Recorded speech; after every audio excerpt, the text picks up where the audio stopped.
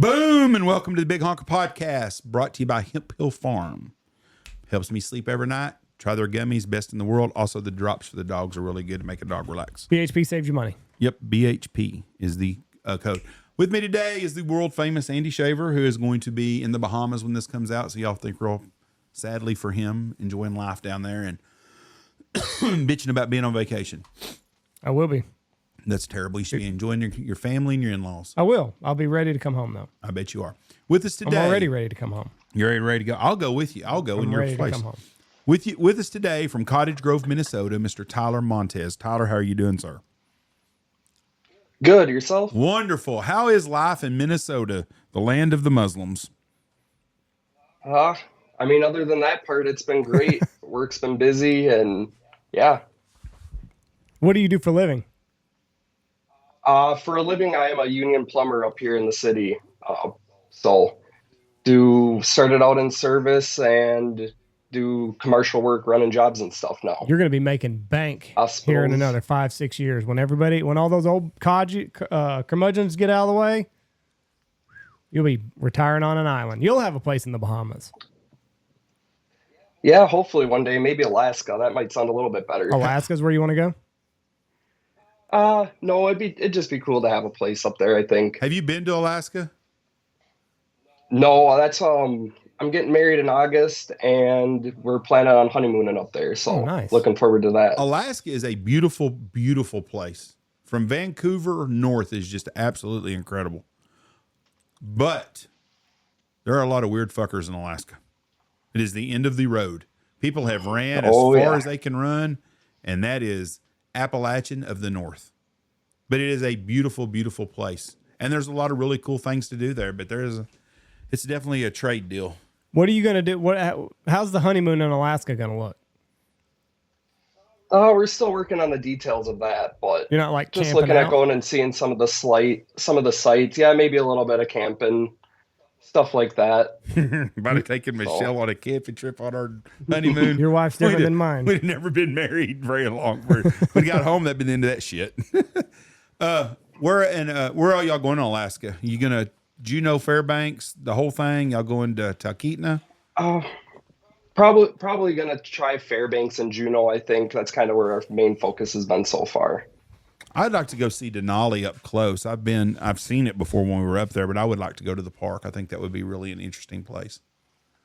Yeah, that's definitely one of the places on our mind that we want to go. So it looks like a very beautiful place to go and see. And you're going to be there in August or September? This might be next summer. Okay. Yeah, I think we're going to have to push it back. Right with hunting season starts right that next month. So it would be pretty much a time crunch to try to get up there and everything. So I think we're going to push it off a little bit. Well, when you come home and you hunt, that's the way to go. Because if you instill in your wife, fiance, that you like to do stuff in the outdoors and you keep doing it, you'll get to do it the rest of your life. If you're one of these guys that has to ask permission to go, you're never going to get permission. And then I've got friends of mine that done that shit. And then when their kids get out of the house, I'm going to start hunting and fishing again. No, you're not either. You got 18 years. The fucking warden ain't letting you do shit. She ain't letting you do nothing then either. Yeah, no, we've gone through that part already. She goes with me sometimes in that I do, mainly focusing on waterfowl, maybe some upland, but then she'll go fishing a lot of times with me too. So she likes the outdoors just as much as me. Well, that's a really good thing. So you're a union plumber in the city of Minnesota. Are things back in the city of Minneapolis, I guess. Is things back to normal now since all the George Floyd bullshit's over? No, honestly, things still haven't gotten back to normal since, I'd say, COVID, as far as, the city just seems almost dead when you're down there during the day. There's all the towers and that. There's not very many people going back to their offices and that, it sounds like. And I don't know what they're going to do with some of these. A lot of these offices are sitting vacant. I don't get that. Where did all the people go to work that were working in them? They're home. They're home, that's 4 years ago. It changed everything forever. Nobody's going back to the office. Listen, you can save money not going to the office. I understand that. And I found the companies found that out. I mean, McDonald's, after COVID, we have a friend that works for McDonald's. They have like a home office in Chicago. The people that they rent the office space from had to beg them to come pick up their mail. I mean, nobody's going back to the office. They're more productive at home. They figured it out. Way more productive at home. You don't have the water cooler talk. You don't have people getting distracted. You just log into your computer just like you would do in an office, and you get to work. It's changed forever. It ain't coming back. Do you think that you don't think it'll ever come back? No. Something would have to drastically change for it to. They found out the workers were more productive. The thing that's screwed up about the whole thing is that we're losing a lot of socializing for people, bad and good. People need to be in an office and talk to other people outside of their families. Company don't give a shit about your social life. Figure that out on your own. I just want you to be productive while you're on the clock. And if you're more productive at the house and you don't get distracted by Janny over there talking about who she's going out with on Friday night, I don't give a shit about how your mental health is. Right? I can't disagree with you on that. I agree with you on that. Yeah, they don't care. They just want their work done. Dollars and cents. You're just a number. Dollars and cents. If it don't make dollars, then it don't make sense, Jeff. Boy, it's just tough on the psyche and the whole world. Everybody's missing out on so many good things. It's company softball teams. All that stuff is not going on no more like it should, and it used to be. And I think that we're missing out on a huge dynamic of our life, which is a social aspect of being around people doing things. Because it's also a trickle-down effect. All those people that worked in them offices in Minneapolis, in Chicago, would also go have lunch out every day, and they would go at nighttime. They'd go have mixers and have drinks and socialize and visit, and all that shit's for naught now too. I agree. I'm not saying that what they've done is right. I'm just telling you what it is. Well, that stinks. So, are you doing more residential stuff in Minneapolis, or you do more downtown shit? I started out my first 6 years. I did mainly just residential, light commercial, and the residential I was in was I did a lot of Section 8 service actually. So I've seen quite a few things. What's the wildest shit you've seen? We had a toilet sitting in someone's living room, and the grown ass man thought he could just take a shit in it and, just magically disappears. That doesn't surprise me. Hold on a second. Like he took it out of the bathroom, or he bought a new toilet and just set it in the living room like, oh, fuck, it'll work right here. So I had set it in the living room on a piece of cardboard, on a piece of polyplastic. I was doing a repair to the flange because it was broken, and yeah, he just assumed he could still use it sitting in the living room. Huh. Interesting. What did he say? Oh, he's like, well, you'll clean this Bullshit. up, right? I was like, no, I'm not. That's not part of my title. No. I'll put the toilet in. What a dumbass. I'm not cleaning after that. It won't flush. No shit. Yeah. Where's the water in this? I see. Was it Jackass where they went and took a shit in the hardware store? Yep. Yeah. That old man. Yeah, pretty much just like that. That old man was gonna whip his ass. What else have you seen that's crazy? I was working in one house, and it was actually it was an apartment complex, and it was infested with cockroaches, and I mean, these things were crawling over this guy's food. He just had the food sitting out on the counter, and it was like a takeout dish, and I saw a few on there, and then a few minutes later, he was back over there eating off of it. You ever have the random hot naked chick answer the door? No, nothing like that, luckily. I had that happen to me in the furniture business one time. I'll never forget that. Heard stories and that of people talking about it, but never personally experienced it. Well, there wasn't nothing. There was no touching or anything. I just got to see it. I actually have had it happen. Yeah. It happened twice. First time a lady was, the mailman was there, and I come walking up after the mailman left, and she just had on panties, and she opened the door to get her mail. Well, she opened the door, and I was standing there, and so she screamed at me and slammed the door. I was probably 20, and she was 25. And then she opened the door. I'm like, I didn't know what to fucking do. I got a lamp or something I was taking in the house. And I'm just standing there, and I knock on the door again, and she apologized. You don't have to apologize to me. It's not so bad. You could do it again. I wouldn't care. And then I had a lady answer the door with nothing on one time but a towel. And she dropped her towel as she was walking off. She was an ex-stripper that was married to some old rich guy. Oh, she didn't care then. No. She didn't care at all. Yeah. She's good looking. My base. What'd you do? Well, fucking nothing. I dropped her fucking furniture off and left. Made my delivery and left. I had other shit to do. Could have made up a hell of a story, but it'd be a lie. But I mean, she was just an old tramp, but she was a good looking lady. Got to do what you got to do. Did you ever have that happen to you at the golf course, Andy? No. Oh, well, see there, you got a funner job. So Never. you hunt on the Mississippi River between St. Paul and Minneapolis, or south of St. Paul? So everything is, there's a little bit of hunting that can be done north of Minneapolis, I believe around the Anoka area and stuff. But other than that, everything is pretty much from Minneapolis through St. Paul and down a little is all no firearm zones, so you can't hunt up there at all. But we hunt,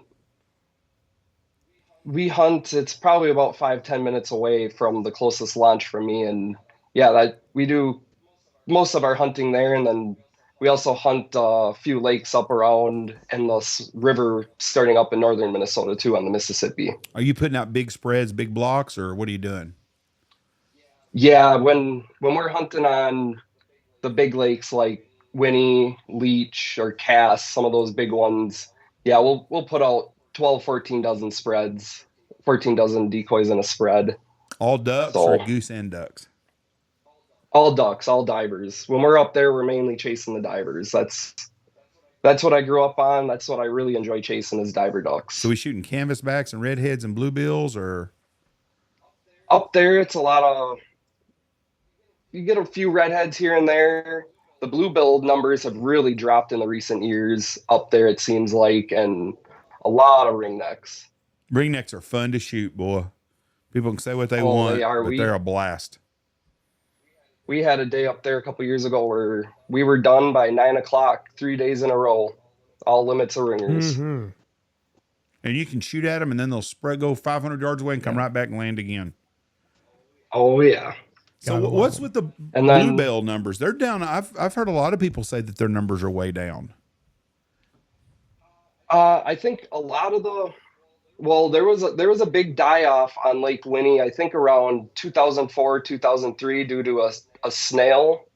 Could have been a little bit later than that. And then a lot of it too, I think that's changing it, that no one's really looking at it, is gear and fishing equipment has got so much better that I don't know if these ducks can raft on these lakes anymore like they used to. I think they get ran off a lot by these big boats coming around, and we've had such mild falls that I've never seen this many people fishing up there when we've been up there hunting.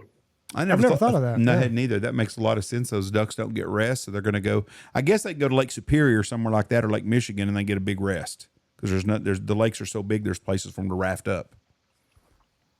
And then with the zebra mussels, it's unknown, I still think, if they're doing any damage to them as well, because I mean, those things just make these lakes so clear. Mm. I mean, you can see right to the bottom in a lot of spots, still 15, 16 feet. And the mussels have cleared the water? Yeah, the zebra mussels have made the water just clear as can be almost. Especially on lakes like Mille Lacs and stuff. Yeah, it's almost like an ocean. It's blue up when you get out there. Where did the zebra mussels come from? Because I've seen a lot of billboards here in Texas about making sure your boat's clean. Yes. I really have no idea where they've come from. I guess I've really never looked into how they got here or anything, but I know, talking to one of the people that checks your boats as you come out of the launch, and that they still say that our lakes up here, I believe it was 5 or 10% have them in it, have invasive species. So I know they've been really working really hard to try to keep it like that, keep these lakes clean and able for the future generations to enjoy it like we have been able to. It comes from Russia and Ukraine, believe it or not. Had been accidentally introduced to numerous other areas since the 80s. This species has invaded the lakes, Hudson River, and Lake Travis. The adverse effects of Drycinide mussels on freshwater systems have led to their ranking as the world's most invasive aquatic species. They don't really say. They're usually about the size of a fingernail, but can grow to around 50 millimeters, 2 inches. Have you ever had any on your boat? Oh, yeah. Plenty of times. Actually, you see them a lot. the biggest thing is probably uh, you pull them up a lot on your decoy Oh, weights right. when you pull up the mud in that. So if you don't, I really pay attention to try to make sure everything's cleaned off in that, so we're not bringing them from lake to lake. But that's definitely, I think, a big thing is just wrap up your decoys, throw them in, and go. Yeah. Then You know, then that becomes a problem. They said at Lake Michigan, no, Lake Erie, the water clarity has increased from 6 inches to 3 feet in some areas. The increased water clarity allows sunlight to penetrate deeper, enabling growth of submerged macrophytes. These plants, when decaying, wash up on shores, fouling beaches, and causing water quality problems. So it sounds like there ain't nothing really good about them. That's interesting because I would think clearer water would mean cleaner water, but it's not good for that vegetation that's on the bottom. They said Because it gets sunlight and then it dies. They said yellow perch has increased in the lakes where they're fishing at with them. Have you noticed the fishing's gotten worse or better? For a while it's gotten worse, but you've seen a comeback on a few of these lakes where the walleye, it really affects the walleyes just with them being a creature that likes more of the darker stained water. Their eyes are really affected by the sunlight, and it I think the numbers have really started to come back. They've kind of made a turnaround, and I imagine it's just, evolution. They're just being able to change and live in this clear water now. Very interesting. So when you put in on the Mississippi, have there been days where you're like, oh fuck, are we gonna make it back like a storm blows up? Oh, yes, there has definitely been days like that. Most of the time when we're down there, we're hunting out of John boats with mud motors and that on them. But we also have a bigger V-hull boat that my dad's had since we've been kids that we've never really felt uncomfortable with it. I mean, we certainly pay attention to it in that, but if there's any chance that there's big winds or storms or that, we'll probably take that boat just to play it on the safe side. Yeah. Yeah, I always think about the old time hunter heading out on the Mississippi and like some of the shit that they had to have seen out there. Oh yeah, and I couldn't imagine. I mean, we're running 13, 20 miles downriver sometimes, and yeah, you see some of these people out there with their small boats and that, and it's like, better hope the wind doesn't catch up or pick up, because it could be a bad day. And it's really tough for me to see when, these people are out there and not wearing life jackets and stuff. Their kids aren't wearing life jackets, and it's just an easy thing to put on quick, and at least hopefully you have a chance of surviving. Yeah. So how do you scout? Like you said, you'll go 13 or 20 miles. Like, you scout from the land, or you going in when it's daylight and you can just see where the ducks are? Yeah, we'll go in. Usually I hunt with my brother a lot, so usually we'll take turns getting off work a little early, going out scouting around. But a lot of times too, it all depends on the time of year. If we're hunting wood ducks, we're gonna know where they're hanging out just from the years we've been down there. So we kind of got to get a good idea, but it can be frustrating at times with it is a more difficult thing to scout for sure. The wood ducks are? No, not wood ducks, just the ducks in general. It can be difficult to pattern them in that if you're not out there every day. Oh, so you just know, basically you're out there enough that you know from day to day kind of where they're hanging out. Yeah, I know. Yeah, pretty much their flight patterns and that. They're usually roosting in couple main spots, and most of it's trafficking. And when later in the season, when the mallards and that are down, it's mainly trafficking from them just going to the fields, coming back to water, and you're just hoping you can get them down. And I mean, that's changed too. I mean, we used to go out there and throw out maybe 8-10 dozen mallards, and now some days it's like you don't even throw out decoys because there's so many people out there. Really? Seeing more and more people. Yeah, there's been which I'd say is a good thing, more hunters and that in it, but there definitely has been a big influx in the amount of pressure and hunters on these lakes around here, at least around the metro. Right. What about when you hunt on the Mississippi? How wide is it where you're hunting? Because I'm from the South. I think of the Mississippi River being a mile and a half wide, like it is anywhere. When you're hunting up there, though, the river's not quite as wide. It is around the Wisconsin border. I've been there, and I can't remember the name of the town.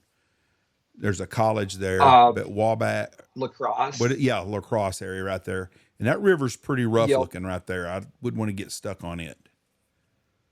Yeah, that's probably the widest it gets around Minnesota.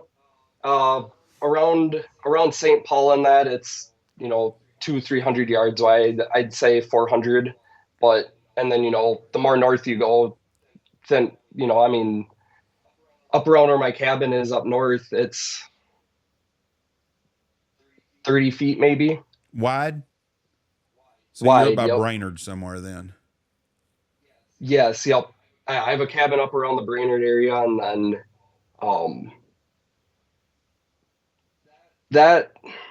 that's really tough for us when we're hunting that small water up there, just because there's so much wetlands and stuff they can jump to. I mean, even if they're hanging out there one day, if you're there the next day, they're just going to go to a different spot. Yeah, that's the way it was hunting in Alaska, where we hunted in the flats up there. It was just a million acres and nothing but the same thing, so there was no pressure on them. When you hunt like south of St. Paul, you get in. Is there islands in the Mississippi that you can hunt sandbars? Yes, it's mainly all islands and stuff that you can hunt, and then as you get down to La Crosse and that, there's WMAs and like the Nelson Bottoms. If the river's up, you can get into some flooded timber and stuff, and there's a wide variety of different options you can have. And down there now, you can, if you wanted to, you can even layout boat hunt down. I believe it's 100 feet offshore, you can put out layout boats. So seen some guys doing that for golden eyes and canvasbacks when they're coming pushing through, and that's really a sight to see when the canvasbacks come through. Yeah, that would be awesome. Do you camp out at night? Because I talked to a guy a couple years ago, and they'd have to camp out on their boat to make sure they got their place to hunt, and they would sleep in their boat at night. Yeah, that's actually a funny thing. I mean, I remember the first time I got my license, and it was the first cold year we could get out, and things were icing up, and I believe me and my brother got out there. He's 2 years younger than me, so he was probably 14, and we're getting out there, and I think it was 9 or 10 o'clock we got out there, and there was already 5-6 boats already out there holding spots. Wow. And most of these a lot of people always think, oh, it's the young kids out there getting out there early, and most of these were the old timers out there. They just knew the spots and they want them, and they know the mallards and stuff are going to be coming in. That's gonna be a tough night of sleeping. Ooh, cold. Build you a good fire. Can you get out on the islands? Is it legal to get on the islands and stuff? Yeah, That some of wouldn't them be you bad. can get out on if you're on a WMA in that, and if you're depending on the blinds, some of these guys are running. Most of them run, buddy heaters and everything in them, so it doesn't get too bad. It's comfortable. You can hunt in a t-shirt if you're running enough heaters in a blind, or not a t-shirt, sweatshirt. I'm sorry. Yeah, those heater buddies have changed the game because it's gotten to where I'll even Yes. put them in just the A-frame that I'm in that day. Oh yeah, it makes a world of difference. We hunted last year. I can't remember what the temperatures were brutally cold, below zero, especially with the wind chill. Crank up 1 or 2 heater buddies. Shit. Stay out there all day. Oh, exactly. And and it seems like, later in the season, if you're hunting water, you really only get a time frame of a short time where you're going to be able to get these ducks. So, and it changes day by day. You never know when they're going to come. Either it's a morning flight, a midday, or afternoon, or they never even show back out. So what do? You just show up there ready to go at first light and then just hope that it's an early morning flight, but you're prepared to stay all day? Pretty much. It depends on the day, what's going on. But yeah, pretty much that's what me and my brother will do. We'll try to sit most of the day, but it's gotten to the point where, it's not about limits or that or anything anymore. We go out there to have fun and try to get them decoyed in how we like them, like shooting them 10, 15 yards so we're not crippling or losing any. And that's the way I like to hunt them. I don't like taking high shots at these ducks or anything. Right. So what's your favorite duck to shoot? Is it the ringneck? Probably bluebills. would be my favorite. Bluebills. Bluebills or canvasbacks, you know. When do the cans come through? That they come through in October. They come through between second week and last week. I'd say that they'll be coming through. You'll start seeing them show up, Well, and that's a calendar. You can pretty much know when they're going to be there. How many can you shoot? 2? 2. I don't know what this year's is going to be. I haven't looked at that yet, but yeah, the last few years it's been 2. You try to shoot just drakes? Yeah, most of the time we try to shoot drakes. Try to gentleman hunt them. Yeah. We don't have a lot of cans here. We don't have a lot of divers here. The golden eye is very, very rare here. Like we've killed maybe 1 or 2 in our life. That's a pretty common duck for y'all up there. Oh yeah, up north, and even on the river late season. On the river late season can probably be even better hunting than up north at times, just because they close with the split. They close earlier. So if it's cold enough, we can really get on the golden eyes, and that's fun. Tough bird to hunt. They're hard as far as like killing. They don't decoy they're well. a hard bird. No, I mean, I've seen it before where you shoot them and you can see your BBs going all around them, and they'll still just keep flying. They're just a hardy bird. I'm assuming up cold as they stay up north, they got a lot of feathers and a lot of thick skin. Oh yeah. Oh, the fat on them, I mean, I swear is a half-inch thick sometimes. And then the down on them is just insane. Are they a good eating duck? Because I've never heard anybody eating a golden eye. I know people do, but are they about like hitting a bufflehead? Yeah, they're about the same as a bufflehead. But I mean, you mix it into some jerky with, the right seasonings and that, you can make anything taste good. Do you kill a lot of big geese on the rivers too? Oh yes, yeah, we shoot a lot of big honkers. That's always fun. Rory White, that's Bufflehead's his favorite duck. Well, he's from Canada. It's like a little butterball turkey. Oh, he's from Canada. He doesn't know any better. Well, you've said before, the further north you get, the worse the food gets. Well, that is true. But he's a chef, though, so he knows how to make it good. Well, he can. It's like a Cajun. A coon ass can make a dog turd taste good. A good chef can make a bufflehead taste like not a bufflehead, I'm sure. Just got to give it a try, Jeff. Rory's a good guy, but I just don't buy into the bufflehead deal. Still a duck. Do you go anywhere else to hunt, or are you just sticking around Minnesota? We've made a couple trips to North Dakota. I don't know. I like sticking around Minnesota. I don't know what it is. I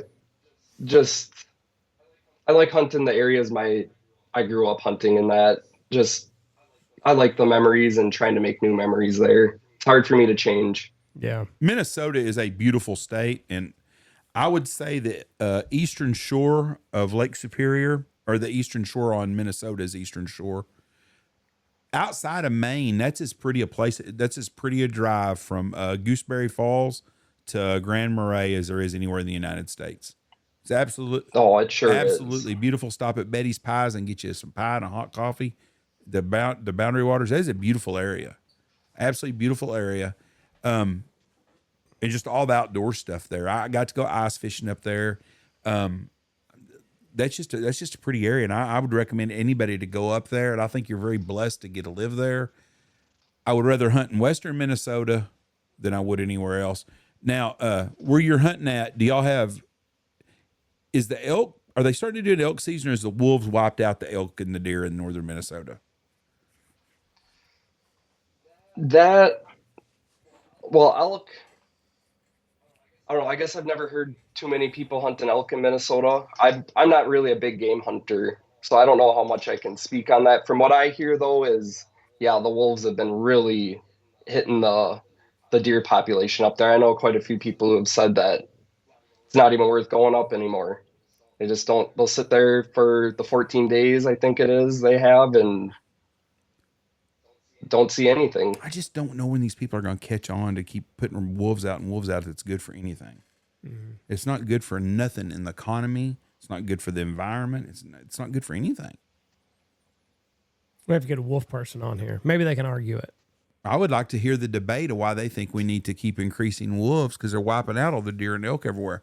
I was in the Boundary Waters one time about, 10 years ago, 12 years ago, and we got into we had some wolves come into camp one night. And I'm going to tell you what, when you hear a wolf fucking howl, I've heard a coyote howl up close. It ain't close. Wolf will make your freaking hair stand up. Would you rather? Oh, it sure will. Woof. Would you rather one grizzly bear or a pack of wolves? Do I have a gun? Nope. Fuck, I just wonder whoever's going to kill me first. Probably the grizzly bear and just get it over with. I think I'd run and just tackle him, let him try me. Just get it over with. Let him try me. I mean, a wolf, you can climb a tree and get away from a wolf. They'd sit there for 3 days till your fat ass climb down. They're though. smart. They're smart animals. A grizzly bear, I don't know. Grizzly bear would probably be grizzly bear or polar bear would be the two worst things to have to deal with. I think I could get my bluff in with just one animal. You know what I mean? Like you might be able to bluff out one grizzly bear, but if there's 6 wolves, it's going to be hard to get your bluff in. You pop that sumbitch right in the nose. You didn't set me up right. Am I like on a car and I run out of gas? I'm at a plane crash. You're hunting. Well, then I've got a gun. You're hunting. You've shot all your ammo. You've got all these ducks around your neck, and a equal scenario. You're walking back to your truck, and then you encounter a grizzly bear and a pack of wolves. I'd want the grizzly. Or I'd want to take on the wolves because I could climb a tree and hopefully get back to my truck. Throw a couple ducks. That's what. Yeah, Scatter them out. Maybe they'll retrieve. Yes. I like it. I mean that would be my good. Dogs don't scare me. This is a wolf, Jeff. It's still a dog. It don't scare me that bad. That's fucking standing 3 feet tall. I've seen some big ass wolves. They're big, but they don't scare me. A grizzly bear scares my ass. Oh. They can eat you, claw you, or rape you. So can a pack of wolves. Nah, now you got 6 penises coming at you instead of just no, one. I'm not worried about a dog. So that's where you're mistaken. Do you work for yourself? Or do you work for somebody else? I work for a company right now. We do a lot of big commercial work.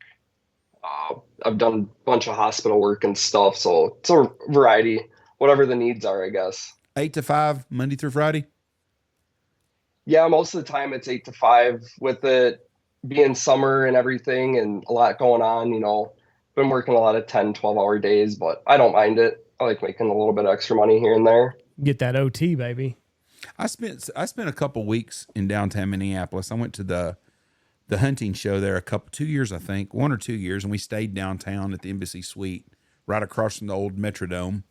And I liked downtown Minneapolis. It was before all this bullshit happened. I did notice then we had all Somalian taxi drivers back in the day, but we used to go to a little cafe down there called the Key Cafe in Nicollet Square, or Key City Cafe or something.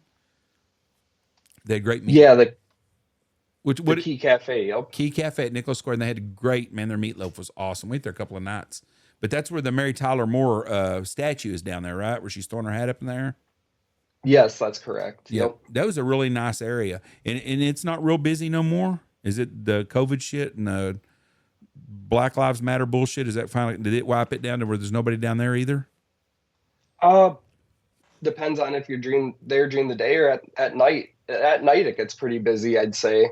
Just, all the hoodlums run around and anybody else. I mean, I've noticed a lot of restaurants and stuff down there don't even really have a lunch or anything, at least during the week. It's mainly dinner, and that's about it. You said hoodlums, so the street punks are down there in full force now? Oh, yeah. Yep. That's another thing I don't understand with these big cities. They're letting these people overtake these areas that made you a lot of money for your community and not touristy areas, but people went to at night. They don't go no more. They go to the suburbs somewhere where it's safer. I mean, I'm not going to go to Nicollet Square now if you told me that shit at nighttime. I'd rather go up in the suburbs and find some place to eat. Yeah, and I mean, I guess I've never had a problem with it down there. Even going there at night and that. I mean, a lot of it too. I mean, you hear people complaining that. I think a lot of it too is people don't go where you don't think you should go. I guess if it starts looking rough, it's kind of like when you start walking off the strip in Vegas, there, the old strip. Mm-hmm. Well, once you start seeing the bars and everything on the windows, I mean, it's not that bad here, but you're kind of getting into a rougher neighborhood, probably somewhere you shouldn't be fooling around in. What's crazy about Vegas? Vegas used to not be that way either because the mob ran everything. And if you were costing them money and fucking with people, they were going to fix it. So you were safe in Vegas. I used to never not feel safe on Vegas, even downtown at the Fremont Street or on the main strip, where the big MGM and all them is. I never felt unsafe. The last time we went, whole different vibe, and we hadn't been back. And it's the same with Memphis. Memphis during the day, I don't feel bad. Nighttime, I'm scared to fucking death. New Orleans is the same way now. And it's a shame that we've got these big, nice, big, vibrant cities that had so much to offer people. People do not use after dark because they're scared to go there because the criminal element's taken over and they don't do nothing to them. Yep. Bad deal. So what's the whiskey you got back there? You got some different. You got some different flavors. Yeah. 2 bottles of Eagle Rare. Ooh, those are hard to find. Trace, and some Bird Dog. Do you like that Bird Dog? I don't mind it. What's the flavor? Is it blackberry? Is it flavored? That one's a blackberry one. Yep. The blackberry's not bad. I did peach and I wasn't a fan. No, I've kind of gotten away from the sweeter things, kind of get you that gut rotting stuff. Mm-hmm. How hard was that Eagle Rare to find? Oh, that was a gift for my birthday from my fiance, and it took her quite a while to find me those 2 bottles. So yeah, they're hard to find in the wild. Yeah, they certainly. And some of those times when you find them, they're just asking a ridiculous amount of money for what you can really pay in some other places. It's crazy. What are they going for? I don't know now. I could look it up. I've gotten to where I use, Jeff put me onto this. It's called Wooden Cork. And you can usually find a lot of good stuff there. And it's reasonably priced. Like Blanton's is like, I don't know, $150 or something like that. They send you a text every day or two? No, fuck. Oh, I get a text every day. I'm not signed up. Two texts a day from them on that shit. Let's see. I'll have to look into that. Yeah, and it comes right to your door. I don't know. I mean, I'm assuming you can get it delivered to, you can get it delivered. Yeah, $100 for a 10-year, Eagle Rare 10-year. I don't know what that is. Yeah, I believe that's how much. I know I found it one time down in Missouri for, I think it was $40 a bottle. Oh, no shit. But I think that might have been before COVID, before the really big boom of it. Before the bourbon boom. Yeah, here it is. So Yep. Eagle Rare 10-year Kentucky. So the $100 one, it came with some glasses. So this one is Eagle Rare 10-year Kentucky Straight Bourbon Whiskey, $89. So not too terrible. Now you can get the 17-year, and it's $2,500. So when you start making that good plumber money, you got something to shoot for. Yep. Let's see what Blanton's is. Have you had Blanton's? Yes, I actually, funny story on Blanton's. We were out in middle of South Dakota snow goose hunting and went into a bar to eat lunch, and they had a bottle sitting there, and I asked if I could have a pour of it, and I think it was only like $3 they charged me for a pour of Blanton's. What? It was, it was crazy. So they didn't know what they had? It was a double pour. I think they did.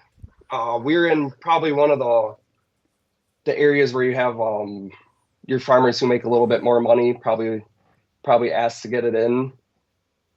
That's crazy. Yeah, they weren't gouging you on it. It was crazy when I saw that. I couldn't believe it. $3. Yeah, give me another one. Yeah, so here's one for Exactly. $150, Blanton's original single barrel. So I know a lot of places you find them in the store and it's over $200. Oh yeah. They just gouge you any chance you get. So what's your favorite whiskey? Is it the Eagle Rare, or do you got something else that you like?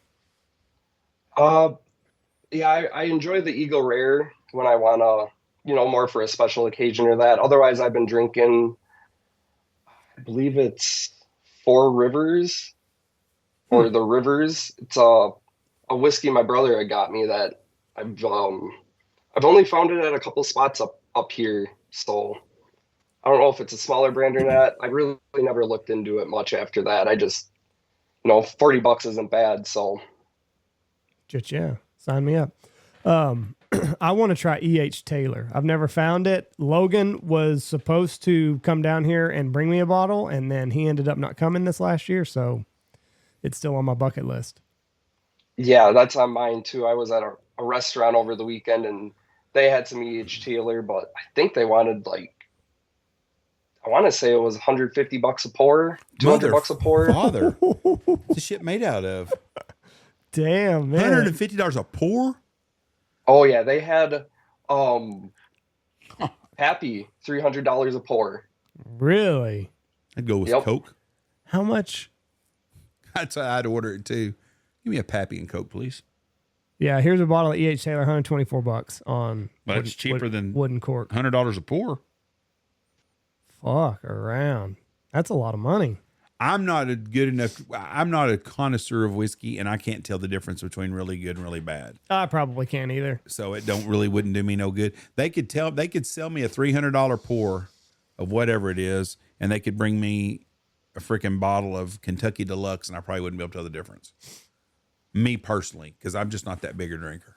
But I mean, because E.H. Taylor, I think that's a Buffalo Trace spinoff or whatever. Blanton's is. Eagle Rare is. So like it's all made in the same place, right? Yeah, yep. Probably pretty close to the same recipe. Probably too. the same fucking shit that you're getting in the Buffalo Trace thing. I don't know. You know? But I can tell the difference in beer. We went and ate at a place in Abilene, a trendy pizza place, and they had their home brews or whatever they called.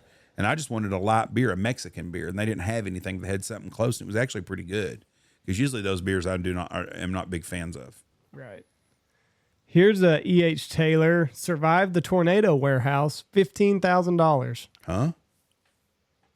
For a bottle of whiskey, 15 grand. 15 grand, survived a tornado. That's crazy. And somebody will buy it. A case of it.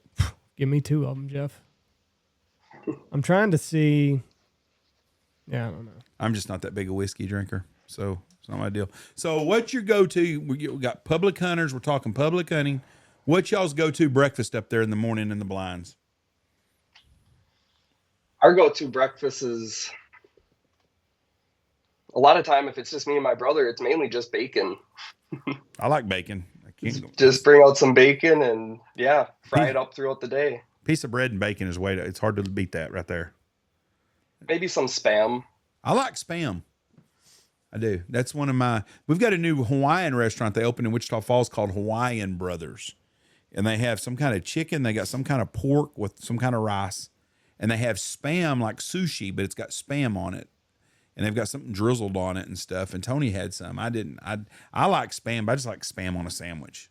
Spam and cheddar cheese and sandwich, and that's it. I don't even fry it. I like it cold.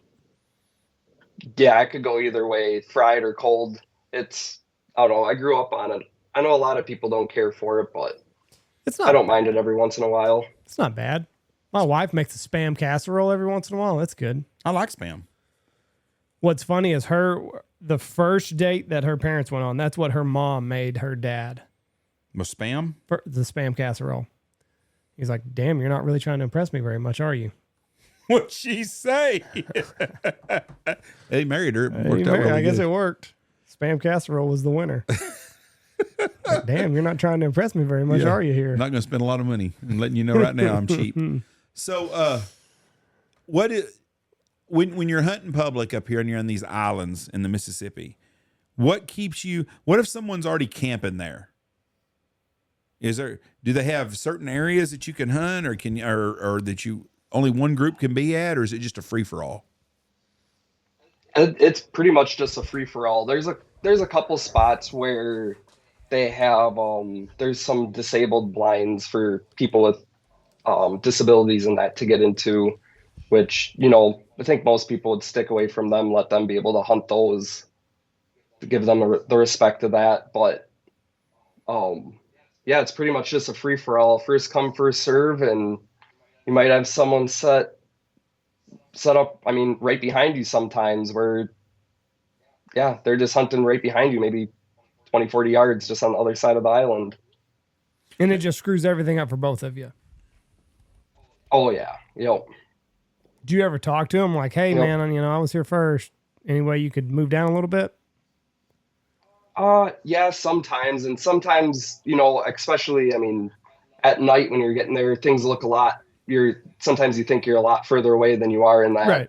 I've never really ran into too many problems um, with people, or we've had, asked people to hunt and they've just politely said, oh, we'll just go hunt somewhere else. It's no problem. But I do know a few years ago, there was someone I know who shot at another hunter down there for getting too close, and that was a whole big ordeal. Damn it.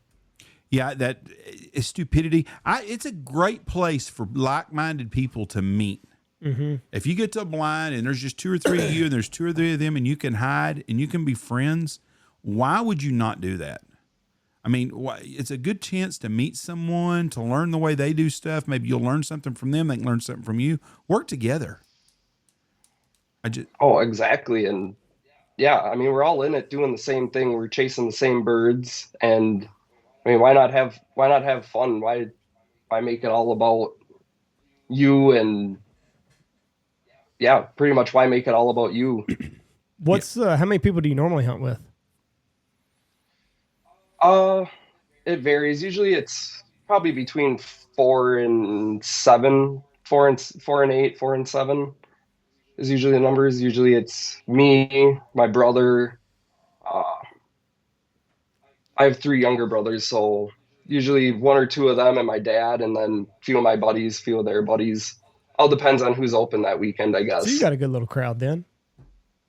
Yeah, most of the time, a lot of times it'll be just me and my brother too, Right. but most of the time there's always at least 3 of us. Yeah.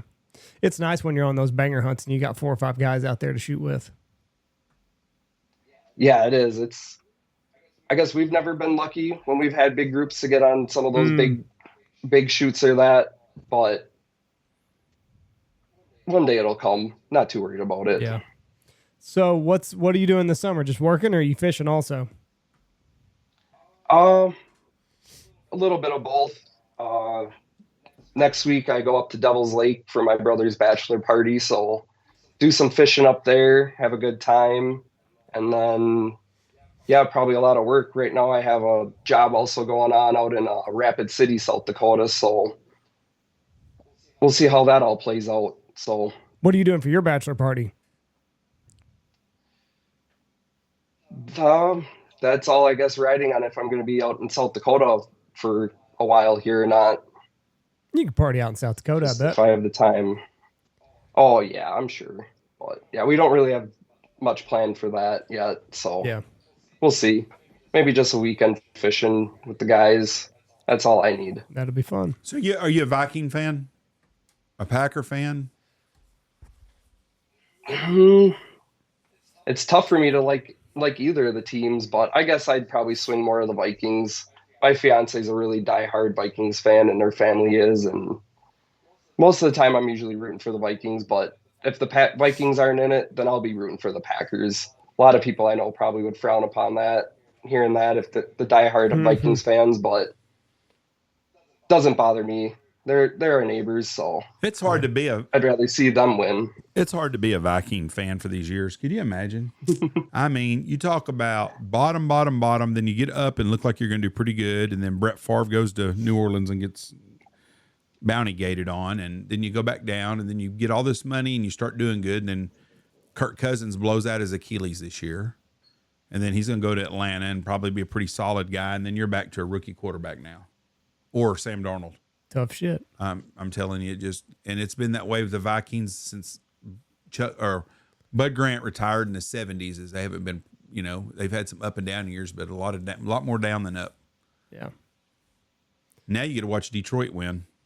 That's the worst. They never were supposed to win. No. They were always just one you beat up on. Same as Chicago. Yep.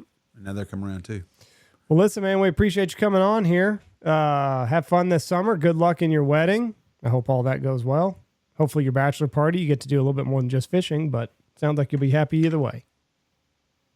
Oh yeah, for sure. Better days are coming. Fall will be here before you know it. You'll be back on the river hunting those divers and mallards and canvasbacks. It's all right around the corner, bud. Oh yeah, just a couple short months away. That's right. I appreciate you guys having me on. It was great talking to you guys. You bet. Don't work yourself to You death. enjoy yourself, and I bet you go to Game Fair, have a good time there. That's a really cool deal.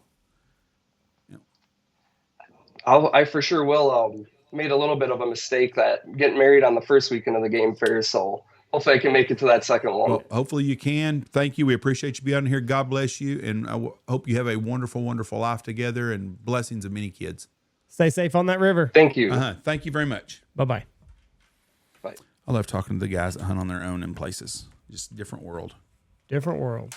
Yep. And God, can you imagine that many people hunting out there on all them lakes? That would drive me crazy. E.H. Taylor, single barrel, $239. I'll buy you one. I might, Jeff. Well, good. Good for you. Did you finish off all your stuff for your Negronis, or you done with that? I had a Negroni the other night, actually. Has it gotten any better? If I, when we go to the Bahamas, if I find a place that is serving Negronis, I'm going to order one just to see where I'm at. And do I make it a lot better? Is mine just shittier? Is that a Bahamian drink? I don't know. Then why would you order in the Bahamas? I mean, Is the Bahamas. beer a Bahamian drink? I'm sure there's going to be plenty of beer there. They probably have Bahamian beer. I'm sure I'll be able to find bourbon. You can drink Red Stripe beer. But that's what I'm saying. You go to a place like when you go to Puerto Rico, you get mojitos because they have rum. I don't like Havana. I don't like mint. Okay, but that's what you do. You go to Mexico, you have Mexican beer, you have margaritas, or you have a fruity drink. You're in the Bahamas, you're going to be drinking fruity drinks. You're not going to be having Negronis. It's got orange in it. Okay. I wouldn't order an old fashioned either. Was that old fashioned the other night any good that lady made? No, it wasn't. I didn't figure it was. I could tell by the look on you. What was that other thing she made? That peach Bellini. Was that any good? I've had peach bellinis before. Yeah, they're good. I screwed up with the old fashioned because I didn't realize it was going to come out in that smoke cask or whatever the hell, where they light the fire and then it's all that smoke. That's all you taste. I don't know who the hell started that, but that's a trend that needs to go away. That wasn't an old fashioned, original old fashioned.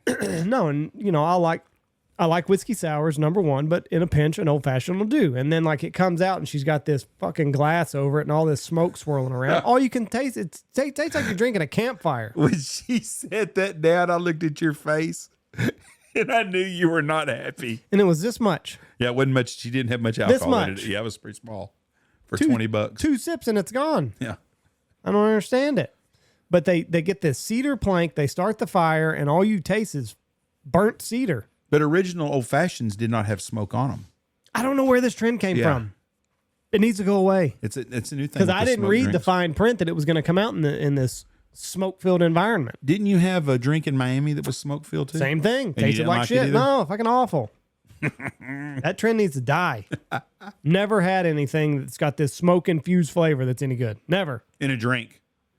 I don't mind food having smoke to it. I don't want drink with. I mean, we can go the sweet tea now with fucking smoked sweet tea. No. Awful. Yeah. And Awful. People smoke their ice even. Mm-hmm. Oh, yeah. Oh, yeah, you can. Put it in a barrel or put it in a vessel. Set it on your smoker for however long. I've never done it before. And then plop it in the freezer. Smoked ice. I don't get it. Oh, well. People have too much time. All right. Well, y'all enjoy y'all's vacation. I'm going to miss you guys. I'll water your yard if you need me to. Your dog's going somewhere else. I'm glad. If I need to mow your yard, let me know, please. I'll make sure it's done. No, you're not touching my yard. Okay. It's fine with me. I mowed it yesterday. Okay. And you're only mowing it once a week? We have to mow your yard twice a week right now. Well, my yard's not doing very well. I went up and down the time before. This time I went east and west. You got to get that grass growing in different directions, Jeff. It cannot get comfortable. I learned that on my time in the golf course. You got to alternate. Up, down, side to side. And then if you feel really spry, hit it at angles. Confuses your grass. My yard looks absolutely amazing. I think they cut it the same way every time. It's gonna start growing the same direction. It's not gonna be good. No. As long as it looks good, I don't care. Your putting is gonna be shit on your grass. Yeah, well, don't do much putting in my yard. But I have no stickers and you have to wear shoes, so it works out good. All right, thank y'all for listening to us. November 18th, 19th, and 20th, the Boss Steel Reserve Hunt. Get on it. Got spots available still. Look forward to hearing from you. Take care of yourself. God bless you. Have a wonderful, wonderful week. Love you. Bye. Check out our sponsors. Check out Mallard Bay. Hemp Hill Farm. Use the promo code BHP. Alpha Outdoor Specialties. Stanfield Outfitters. Mossberg. Double T British Kennels. Ducks Unlimited. Lucky Duck. Looking Glass Podcast. Shin Gear. Dirty Duck Coffee. Dive Bomb Industries. Pacific Calls. BHP25 is the promo code there. Boss Shot Shells and MLR Graphics.